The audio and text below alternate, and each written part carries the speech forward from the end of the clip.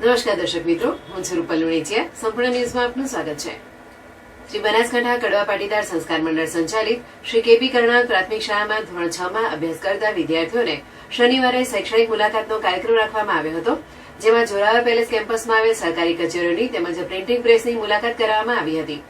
જેમાં કરણાલ સ્કૂલના વાલી અને પોલીસ વિભાગમાં હેડ કોન્સ્ટેબલ સાયબર ક્રાઇમ વિભાગમાં ફરજ બજાવતા શૈલેષભાઈ લુવા, જેમણે સરકારી ઓફિસોની સવિસ્તૃત માહિતી આપી હતી, જેમાં કલેક્ટર ઓફિસ, પ્રાંત કચેરી, મામલતદાર ઓફિસ, ન્યાય સંકુલ, સેશન્સ કોર્ટ, એસપી ઓફિસ, જિલ્લા શિક્ષણ અધિકારી ઓફિસ, જિલ્લા ગ્રામ વિકાસ એજન્સી, સેવા સદન 2, Netram, CCTV camera, control room, જિલ્લા પોસ્ટ ઓફિસ, બીએસએનએલ ઓફિસ, જિલ્લા પંચાયત સહિતની ઓફિસની ખૂબ અસરકારક માહિતી શૈલેષભાઈ પાસેથી મેળવી હતી. શૈલેષભાઈ ખૂબ જ રમૂજી શૈલીમાં વાત કરતા બાળકો તેમનાથી ખૂબ જ પ્રભાવિત થયા હતા. જોરાવર પેલેસની ઓફિસોની મુલાકાત બાદ સિટી લાઇટ રોડ પર આવેલી પાલનપુર સમાચાર અને ગુજરાત સેવા દૈનિક કાર્યાલય અને સંપૂર્ણ ન્યૂઝ ચેનલની ઓફિસની મુલાકાત લીધી હતી, જેમાં વિદ્યાર્થીઓએ અખબારની પ્રિન્ટિંગ પ્રક્રિયા તાદશ નિહાળી આનંદ અનુભવ્યો હતો.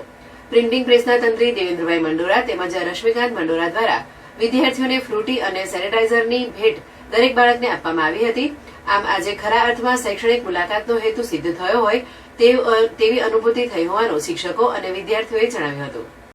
આજરોજ અમારી શાળા શ્રી કેબી કરણાવત પ્રાથમિક શાળાએ સંપૂર્ણ ન્યૂઝ જે પાલનપુર ગુજરાત સેવા જે સમાચાર ચાલે છે રશ્મિકાંતભાઈ એમના ત્યાં અમે આજે મુલાકાતે આવ્યા.